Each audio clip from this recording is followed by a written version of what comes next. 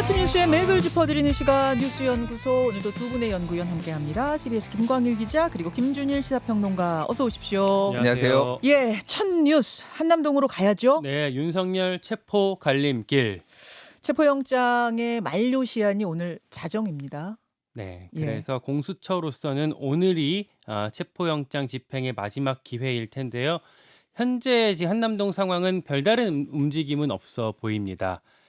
다만 왜냐면 우리 지금 지난주 금요일 같은 경우에는 네. 뉴스 스튜디오 시작하기 1시간 전쯤에 공수처에서 출발을 했고 네. 뉴스 스튜디오 시작하자마자 이제 현장에 도착을 했었잖아요. 네네. 오늘은 지금으로서는 그런 분위기가 감지되지는 않고 있고요. 공수처가 뭐 출발을 했다든지 출발하려 한다든지 이런 움직임은 없는 상황 속에서 크게 눈에 띄었던 건 새벽에 국민의힘 의원 다수가 관저 안으로 들어갔다면서요. 네, 조금 전이었어요. 한 15분 전쯤에 예. 국민의힘 제가 어림잡아 현장 영상 보고 세웠을 때는 한 30여 명 정도가 30여 명 정도의 국민의힘 현역 의원들이 네, 맞아요. 그러니까 도착을 했고 관저로 조금 전에 들어갔습니다. 그러니까 관저 앞에 지지자들 만나는 정도가 아니라 그냥 관저 안으로 들어갔다는 거예요. 네, 지지자들이 행사를 거기서 이제 집회 같은 걸 하고 있는데 예. 그 현장에 의원들이 도착을 했고 예. 도착했을 때 옆에 있는 기자들이 마이크 대고 물었어요. 근데 예. 김기현 의원이 이제 뭐 체포영장이 부당하다 뭐 이런 얘기들을 한참 한 뒤에 관저로 들어갔습니다. 관저로 들어갔다는 얘기는 이제 대통령을 만나러 들어갔다 이렇게 해석이 되네요. 그렇죠. 그렇게 볼 수가 있겠죠. 지금 정확한 인원이라든지 실명이 파악이 되고 있지는 않은데 그냥 화면상으로 봤을 때는 말씀하신 대로 김기현 의원, 구작은 박성민, 정동만, 송원석, 또 김정재, 이상휘, 조배숙, 박대출 뭐 이런 분, 정점식 이런 분들의 얼굴이 네. 보이네요. 이미자 의원 얼굴도 보이고 뭐 성일종, 김석기, 김선교 의원 이름 얼굴도 보인다. 근데 뭐 아직 정확하지는 않습니다. 정확한 명단이 나오면 다시 한번 소개하죠. 네, 제가 봤을 때 비슷한 의원들이 비슷하게 있었고 이인선 의원 정도 같이 있었습니다. 예. 공수처가 오늘 어떤 결정을 내릴지 좀 상황을 지켜봐야 될 텐데 일단은 들어간다고 하더라도 금요일, 그러니까 지난주에 1차 집행 시도했을 때보다 체포는 더 어려워졌어요.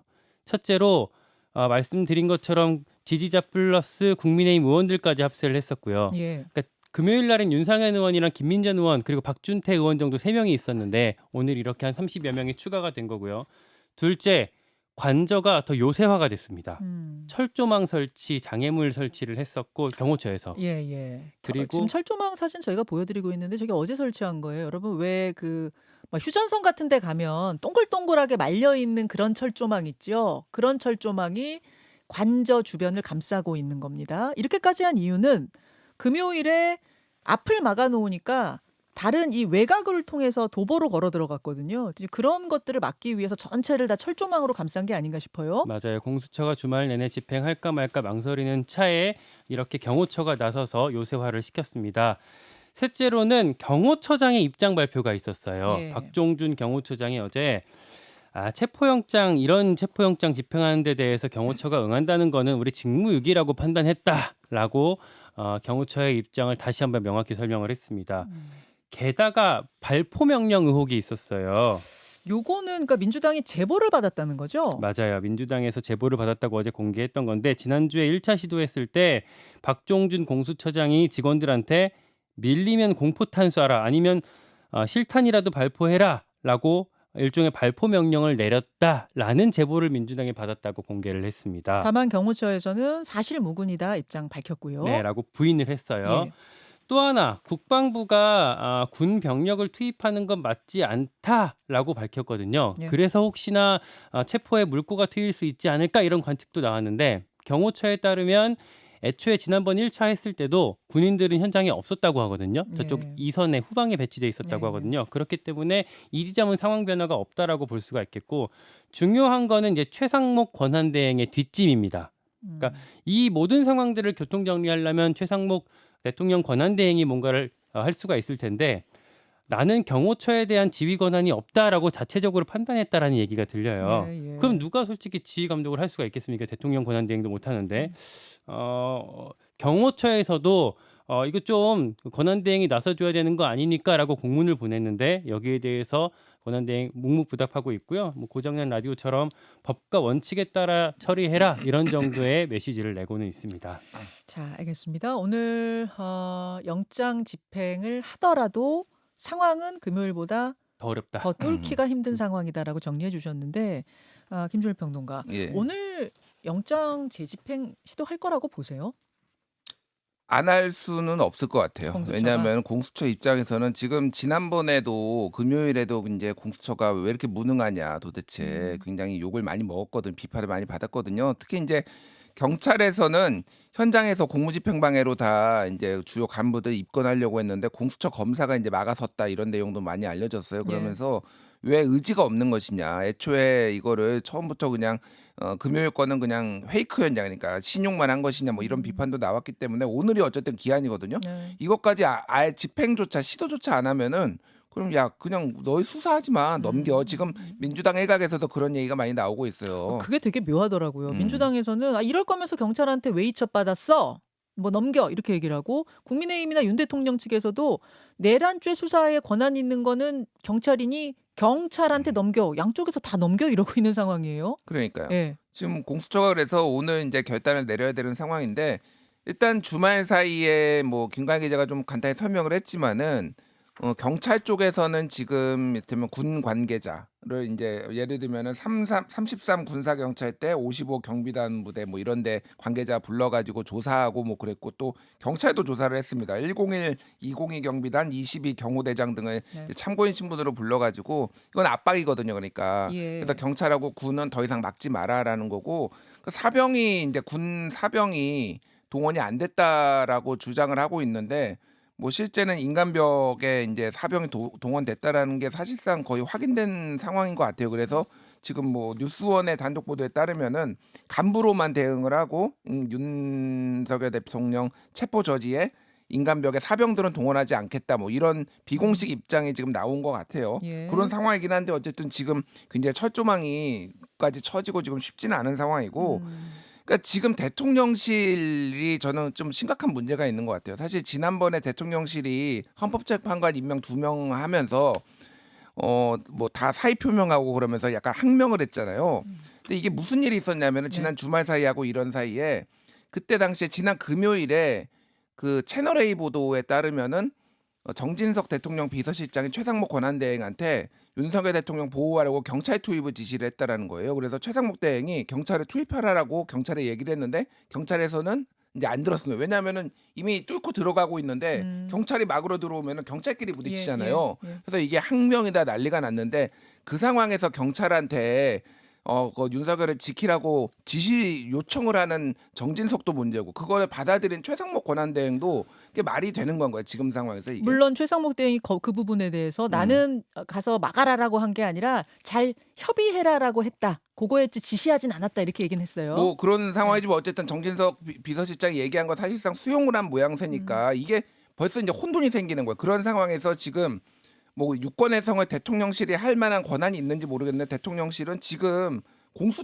경호처장한테 경호처를 지휘할 권한이 있는 거지 대통령 권한대행한테 없다라고 본인들이 유권 해석을 해버리고, 최상목 권한대행도 그냥 법과 원칙 얘기만 하고 있으니 완전 이게 대혼돈이에요. 예. 앞으로 이게 어떻게 되는지는 좀 말씀드리면, 이제 가능성은 세 가지 정도가 있는 것 같아요. 하나는 오늘 이제 들어갈 가능성은 높고, 그 이후에 체포가 실패를 하면요, 하나는 구속영장을 청구를 하는 거예요. 자, 첫 번째 재집행, 영장 재집행을 시도한다. 예. 첫 번째. 두 번째, 아예 재집행 시도도 안 하고 바로 구속영장 청구로 갈 가능성도 있는 거죠. 그렇죠. 예, 두 번째. 세 번째는요? 그리고 또 하나는 이제 아예 그냥 검찰이나 경찰에 넘겨버리는 거예요, 공수처가. 이럴 가능성도 이제 부담이 되고 본인들이 집행할 능력이 안 되는 건데, 또 하나의 가능성이 뭐가 있냐면은 탄핵 심판하고 지금 같이 진행되잖아요. 예. 그러면 윤석열 대통령이 뭐 가능성이 높진 않지만 탄핵 심판에 헌재에 나올 때 네. 그때 체포를 하는 겁니다.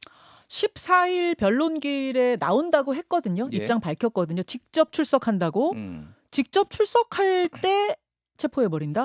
근데 이게 그러면 헌재하고 또 부딪힐 가능성도 있는 거잖아요. 사실은 헌재 탄핵 예. 심판은 또 존중해 줘야 되는데 뭐 그러니까 그러면 탄핵 심판 다 끝나고 나오는 거라 했을 때 경호처가 또 둘러싸고 있는데 거기다 부딪힐지 그건 쉽지 않을 것 쉽지 같아요. 않을 것 같아요. 네. 뭐가 됐든 뭐 현실적이지 이런 않아요. 가능성들이 지금 네. 나오고 네. 그래서 국민의힘에서는 제3의 장소에서 안가 이런 데서 경찰 조사 좀 받아라 이런 제안을 지금 하겠다라는 거예요. 그 그게 중앙일보 이제 단독 기사로 그러니까 저도 그거 나왔는데 봤는데 그러니까 수사권을 가진 경찰이 일단 해야 되고 그리고 제3의 장소에서 조사받는다고 하면은 응할 수도 있다라고 지금 윤대인 통령 측에서 약간 입장의 변화가 있다는데 국민의힘에서도 그렇게 좀 해라라고 조정하고 있는 거예요. 그렇게 하라라고 조정을 하고 예. 있는데 이게 지난번에 김건희 이제 조사받을 때 안가에서 검사들이 대통령 다 폰 반납하고 경호처한테 약간 이런 모양새가 될 가능성이 있고 그러면 그 당시에 조사 받은 다음에 문제가 있으면 긴급 체포나 뭐 이런 거 할 수가 있느냐 뭐 이게 안 될 거 아니에요. 그러니까 이게 그래서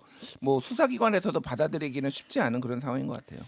또 하나 알겠습니다. 체포영장을 다시 신청하거나 아니면 네. 체포영장 유효기간을 늘려달라고 법원에 요청하는 방식 요것도 하나 이제 옵션으로 같이 있습니다. 오늘이 끝나고 나면 그거는 그렇죠. 네, 그렇죠. 그리고 사실 공수처로서는 지금 이 검경이 수사하고 있는데 나름대로 이제 자기들 존재감 과시하려고 존재 이유를 설명하기 위해 이제 같이 뛰어들었을 텐데 사실 지금으로서는 우리가 뭔가 공수처에 역량 테스트하고 있는 거 아니잖아요. 네. 이렇게까지 안 된다 싶으면 빨리 경찰한테 넘겨버리고 빠지는 게 낫지 않나 이런 생각도 듭니다. 저는 근데 이제 지금 대통령 측에서도 경찰한테 넘겨라. 그리고 민주당에서도 이렇게 못할 거면 넘겨라. 다 경찰로 모아지고 있는 게 다 진짜 속마음인가 좀 궁금하긴 하더라고요. 묘하게 경찰로 다 모아지고 있어서 그 이야기는 잠시 후 인터뷰로 좀 짚어보기로 하고 일단 두 분 다 오늘 재집행에 나설 것 같다 쪽이세요? 두 분 다? 네, 저는 뭐, 집에 아까 나설 거라고 두 분 다 보는데 일단 시도할 예, 것이다. 예. 두 번째 이슈 넘어가죠. 내란죄 제외. 이제 형사적인 처벌 수사가 한 축이라면 다른 한 축은 헌법재판소의 탄핵 심판인데 여기에서도 이슈가 있었어요. 네, 지난주 금요일 날 헌법재판소 탄핵 심판 두 번째 변론 준비 기일에서 예. 국회 측 대리인단이 이렇게 주장을 했어요. 계엄 관련 행위가 형법상 범죄에 해당한다는 주장을 사실상 철회한다라고 밝혔습니다. 그러니까 그 뒤에 이제 국민의힘에서 난리가 난 거예요. 잠깐만요. 요거는 한번 그 헌법재판소 현장의 목소리가 있거든요. 헌법재판관과 누구 목소리입니까? 국회 측 대리인단 목소리인가요? 예. 들어보시죠. 헌법재판의 성격에 맞는 주장과 입증이 이루어질 수 있도록 하기 위함이고 그것이 재판부께서 저희에게 권유하신 바라고 생각하고 있습니다. 계엄과 관련한 일련의 행위가 내란죄 등 형법상의 범죄에 해당한다는 주장은 철회한다는 그런 취지신가요? 사실상 철회한다는 주장입니다. 예. 그러니까 여러 가지 그 탄핵의 사유들 중에 내란죄 부분을 빼고 싶다라고 대리인단이 말하니까 헌법재판관이 그럼 철회한다는 말씀이신가요? 예, 그렇습니다. 요 내용이 이제 금요일에 있었던 준비기일에 있었던 그 내용인 거죠? 네, 그랬더니 주말 내내 국민의힘에서 각종 논평을 쏟아냈습니다. 예. 탄핵 소추의 핵심이 내란죄인데 내란죄 뺀다는 게 말이 되냐? 내란죄가 아니라고 자백하는 거냐 민주당? 사기치지 말고 국회 표결을 다시 해야 된다라는 논평들을 쏟아냈고요. 근데 지금 보신 방금 헌법재판소에서 국회 측 대리인단이 주장한 내용을 좀 정확하게 좀 살펴보면은 예. 그러니까 이런 거예요. 그러니까 계엄 선포라는 소추 사유를 없애는 건 아닙니다. 그건 그대로 두고 대신 적용 법조만 바꾸겠다는 거거든요. 그게 무슨 말이에요? 그러니까 형법상 내란죄의 유무죄 판단 같은 경우는 형사재판으로 맡기고 예. 대신에 윤석열 대통령의 계엄 선포 행위가 헌법에 적합했는지 이걸 따지겠다는 거예요. 그리고 그 대통령이 이 지위를 유지할 자격이 있는지를 따지겠다는 거거든요. 요거는 재판부에서도 사실은 헌법재판은 형사재판이랑 다르다. 라고 첫날부터 강조를 했었기 때문에 국회 측 대리인 여기 좀 맞게 답변을 한 거였습니다. 그래서 아까 말할 때 보면은 권유하신 대로라는 말을 했거든요. 네. 그러니까 헌법재판소에서 그렇게 처음부터 좀 권유를 했나 보죠. 그러니까 지난번 1차 변론 준비 기일 때도 그런 제안이 좀 있었습니다. 네. 그래서 이제 그걸 빼겠다 한 거고 네. 국민의힘에서는 이게 무슨 소리냐. 어제 굉장히 강력하게 반발했습니다. 네. 그 민주당 쪽 생각을 좀 취재를 해봤는데 네. 이런 얘기들을 해요. 그러니까 윤석열 측의 지연 전략에 맞서는 우리도 나름의 전략이다. 네. 그러니까 헌법재판소 심판 과정을 형사재판이랑 혼동되게 이렇게 좀 버무려서 헌법재판이 부실한 것처럼 국민을 속일 수가 있다. 윤석열 대통령 측에서 이를테면 앞으로 각종 증거조사 그리고 증인신문 요구하면서 시간 질질 끌면서 4월 18일 넘기려는 계산을 저쪽에서 갖고 있는 것 같은데 그걸 막아내기 위해서 속도를 빨리 하기 위해서 이런 전략을 쓴 거다라고 민주당 쪽에서 얘기를 합니다. 그리고 또 하나 국민의힘에서 이렇게 반발을 하고 있는데 이렇게 했던 전례가 있다라는 거예요. 들어보시면 탄핵 심판은 형사재판이 아니다. 그런데 범죄가 성립하는지 유무는 헌법재판의 대상이 되는 게 아니라 형사재판의 대상이 되는 거다. 이렇게 이유를 재작성하는 거는 탄핵 심판은 대통령의 직무집행 범위가 법률에 위배되느냐가 중요하기 때문이다. 이게 네. 누가 한 말이냐면 2017년에 권성동 현 원내대표 당시 국회 측 이제 법사위원장이 했던 얘기거든요. 예. 야. 아무튼 지금 이제 국민의힘에서는 이 핵심 사유가 내란이었던 건데 핵심 사유가 철회됐기 때문에 이럴 경우에는 국회에서 탄핵을 재의결해야 된다 이렇게 지금 주장하고 있는 거죠. 주장하고 있지만 내란 행위 자체를 헌법재판 탄핵 심판에서 뺀 건 아니다라는 반론입니다. 자, 김준일 평론가. 네. 이게 또 헌법재판소에서도 큰 이슈가 하나 생겼네요. 이게 이제 2017년에 권성동이 2025년에 권성동하고 싸우는 뭐 이런 모양새인 것 같아요. 그러니까 그때 권성동 당시 법사위원장이 뭐라고 했냐면, 그러니까 정확하게는 박근혜 대통령이 받고 있는 혐의 중에 이제 탄핵 사유서 중에 뇌물죄랑 강요죄 형법상 범죄를 빼고 다시 이게 재작성을 한 거를 헌재에서도 받아들여졌고 그때에서도 여당 새누리당이었죠. 여당에서 네. 이거는 재투표해야 된다라고 주장을 했는데 네. 헌재에서는 그 재투표까지 이제 가지 않아도 된다라고 정리를 해줬어요. 그러니까 뇌물죄하고 강요죄였어요. 그때 뺐던 그때 건. 뺐던 게 뇌물죄하고 강요죄니까 지금 논리 구조는 굉장히 비슷합니다. 그래서 당시에 권성동 원내대표가 이제 법사위원장이었죠. 탄핵 재판은 형사 재판이 아니라 징계 처분의 성격을 띠고 있는 행정소송이다. 네. 동일한 얘기를 네. 지금 국회 이제 민주당 쪽에서 하는 얘기랑 하고 있거든요.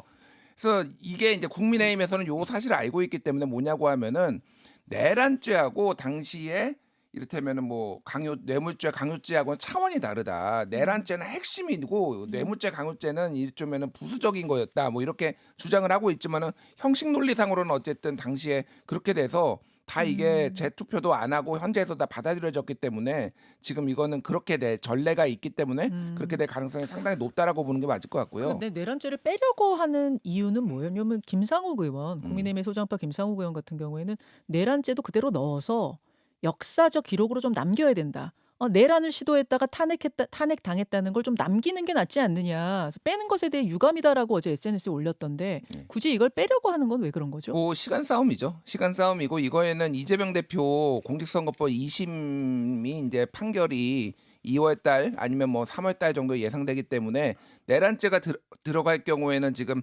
수사가 지금 시간이 좀 지연되고 있잖아요. 어쨌든 체포를 하거나 그래가지고 구속을 하고 기소도 하고 뭐 이런 과정이 있어야 되는데 이게 지금 민주당 입장에서는 이게 좀 늦어질 것 같다라는 정무적 판단이니까 결국은 그런 부분에 있어서 이재명 사법 리스크와 관련해서 서로 이제 기싸움을 하고 있다 뭐 이렇게 보시면 될 것 같고 그래서 결과적으로 보면은 지금 그 헌법 그 비상계엄을 했을 때 그 예. 두 가지 그거가 아예 요건이 안 된다 그리고 절차를 위반했다 이랬지만 국무회의에 서명도 안 받고 요거가 이제 위법이다 요걸로 이제 좀 집중을 할 것 같습니다.